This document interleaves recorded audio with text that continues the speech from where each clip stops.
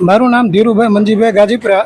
હાલ રહું છું રાજકોટ, પણ મારું મૂળ વતન છે જુનાગઢ જિલ્લાના મેંદરડા તાલુકાનું સીમાચી ગામ. સાહેબના ઘણા બધા વિડીયો હું જોઉં.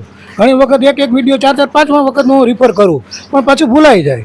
હું એના માટે આખી નોંધ કરી. આ તો હું ચોપડો નથી લઈ આવ્યો, ક્યારેક હું લઈ આવીશ. હું એનાથી યાદી બનાવું. એ યાદીમાં વિડીયોમાં શું કહેવા માગે છે, પાણીને લગતો છે, માપણીને લગતો છે કે DDIR ને લગતો હોય, એ બધું એની નોંધ કરું.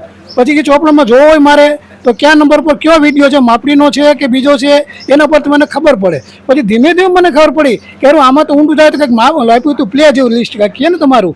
એમાં મેં જોયું તો સાહેબનો તો વિડીયોમાં આપ્યું હોય કે 1 થી 100 તમારે વિડીયો જોવો હોય તો તમે આ રીતે જો અનુક્રમથી.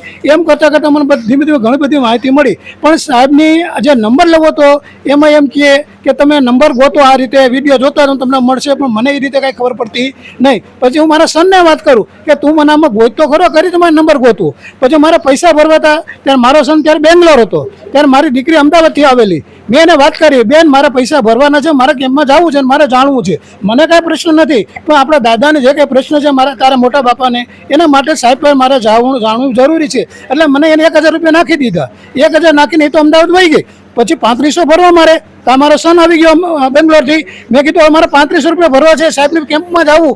એમને કે મને આવવા નહીં દે, કે હું માસીનો દીકરો નથી, મને આવવા દે. પછી સાહેબને પાસે એને પૈસા નાખ્યા અને પછી બધું મેળવી અને સાહેબને રૂબરૂ મળ્યા. કાલે અમે 14 તારીખે આપણે રામદેવ મંદિરની અંદર અને સાહેબને આખી વાત કરી. સાહેબ કે કાંઈ વાંધો નહીં, તમે બોલાવો અને તમારો સને ભલે આવી ગઈ, એમાં મને કાંઈ વાંધો નથી. આનાથી મને ઘણું બધું જાણવાનો શોખ છે. ભલે મારી ઉંમર છે 72 વર્ષની, પણ મને આ બાબતનું મને તો ઠીક, મારી પેઢીને અથવા તો મારા કુટુંબને, પરિવારને, સગાવાલાને કોઈને કાંઈ પણ પ્રશ્ન ઊભો થાય તો હું કાંઈક જાણતો હોય થોડું ઘણું તો હું એને કાંઈક ગાઈડલાઈન આપી શકું. એટલા મને આમ મને લાગે છે ઘણો બધો ફાયદો થાય છે. સમય નથી બગડતો, સમય આપણો સારો જાય છે. ખોટી રીતે આપણે ખોટા ટાઈમમાં બગાડીએ છીએ, ખોટા વિડીયો જોવામાં.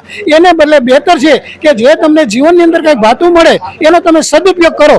બસ વસ્તુ. ખૂબ સરસ.